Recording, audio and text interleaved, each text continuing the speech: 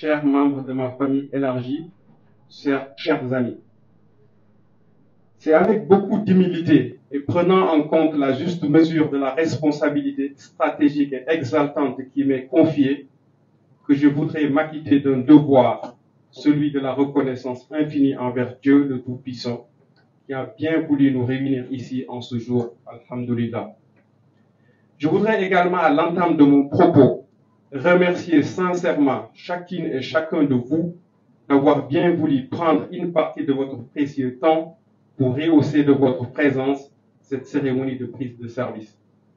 Mesdames et messieurs, le président de la République, son Excellence, M. Bassirou Diomaye Diakhar Faye, m'a fait l'honneur de me nommer à la tête du bureau opérationnel de coordination et de suivi des programmes et projets de l'État.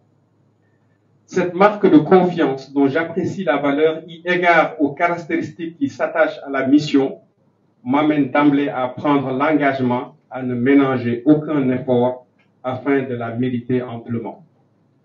Aussi voudrais-je lui exprimer mes vifs remerciements et ma profonde gratitude pour avoir bien voulu accepter la proposition me concernant de M. le Premier ministre Ousmane Sonko, à qui j'exprime ma haute considération et mon dévouement.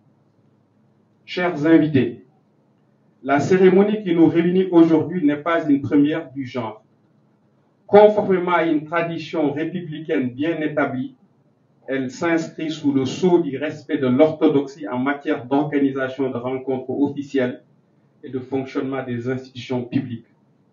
Sans altérer cette noble pratique, il me plaît de voir conférer à l'événement un cachet particulier en rendant un hommage chaleureux et mérité à toute l'équipe du bureau opérationnel de suivi du plan Sénégal émergent sous la direction de M. Alousséni Kane.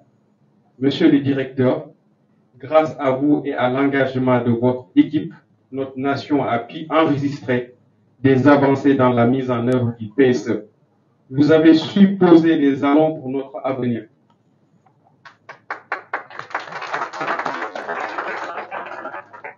Aujourd'hui, les réalisations du BOSS sont notables et indéniables. Nous pouvons citer entre autres, vous en avez cité quand même pas mal, mais je vais en citer quelques-uns. Un positionnement stratégique au sein de la présidence de la République conférant au BOSS une autorité et une légitimité considérables. Une reconnaissance et une validation par une grande partie de l'écosystème national de ces résultats.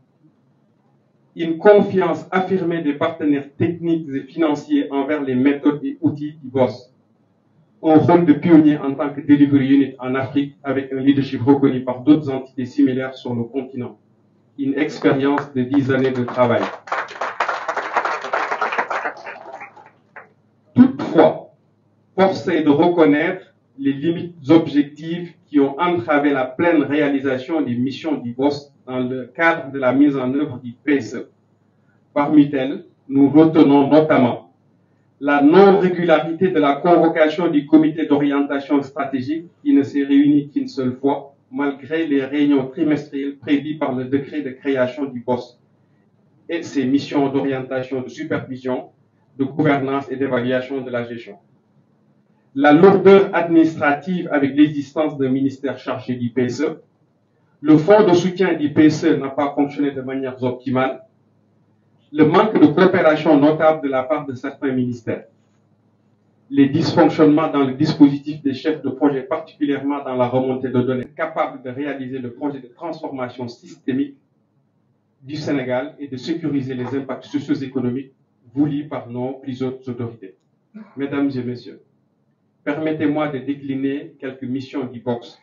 Il s'agit, entre autres, de coordonner la mise en œuvre cohérente et le suivi opérationnel des projets, programmes et réformes prioritaires, de superviser le dispositif institutionnel et fonctionnel de suivi, d'identifier et d'analyser les contraintes à la bonne mise en œuvre des projets, de formuler des recommandations pour la prise de décision, d'élaborer des études socio-économiques d'impact, de développer des partenariats stratégiques, de rendre compte en permanence au Premier ministre, de suivre les entreprises stratégiques de l'État, de réaliser toute autre mission confiée par le Premier ministre.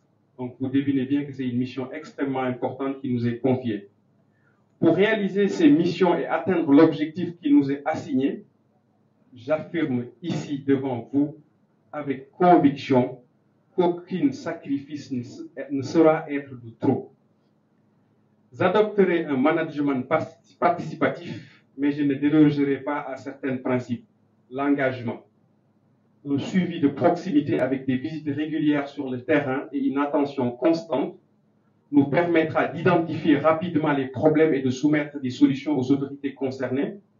Nous agirons comme les yeux, les oreilles et les mains du Premier ministre pour assurer un suivi en temps réel et permanent des projets et programmes qui nous seront confiés.